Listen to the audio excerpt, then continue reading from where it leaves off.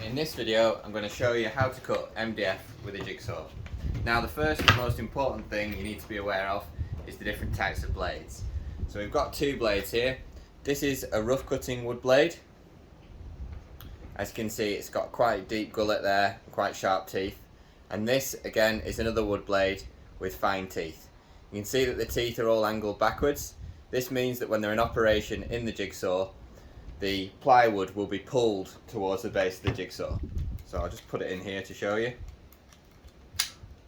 So jigsaws always cut on the upward stroke.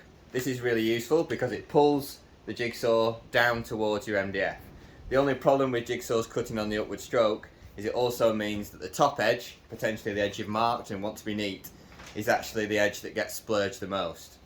Now you can actually get jigsaw blades where the teeth are angled the other way, called downward cutting jigsaw blades. I never recommend using these because the problem with those blades is it constantly tries to force your jigsaw away from the workpiece, whereas these blades actually pull the MDF against the jigsaw. Another thing you need to be aware of before you start cutting your MDF are these settings here. So jigsaw blades actually work in a couple of dimensions. If it's set to 0, the jigsaw blade just moves up and down straight in a straight line. So click that in. Jigsaw blade will just move up and down on setting 0. If we have it set here to setting 3, which is maximum pendulum, the jigsaw blade will actually come down, go forward and sort of cut in a more rotational manner. This means that the jigsaw can cut through material faster, but it also means that you run the risk of creating more spelches as you make the cut. So if it's your first time using a jigsaw and MDF, I recommend setting it to the lowest setting. Once you get more confident, you can always up it slightly as you get going. So we've got our piece of MDF, we've got our jigsaw, we've got our wood cutting blade in there. First thing we need to do is mark our line. So take our square, mark our line. We're going to imagine we want to keep this piece. So this is our waste piece, so we can put a little squiggle on there.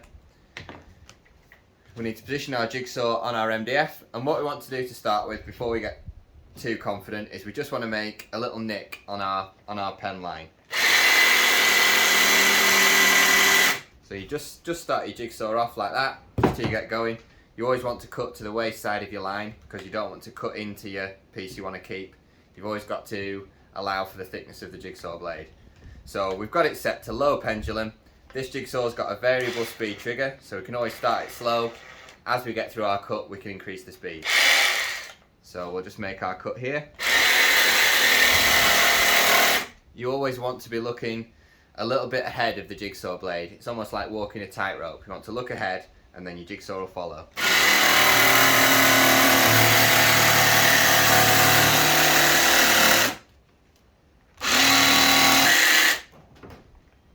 So we've made our cut. As you can see, MDF's quite forgiving. It's a relatively clean cut, but one thing you will notice is that the cut's actually cleaner on the bottom side.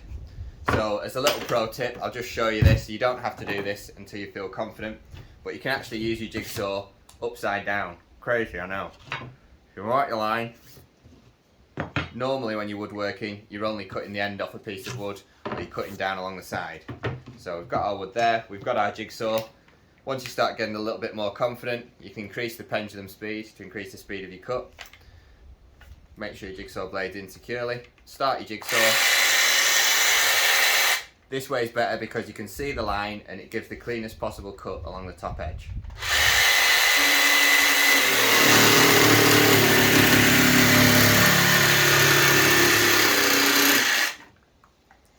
And now you've got a nice clean cut on the face side of your MDF.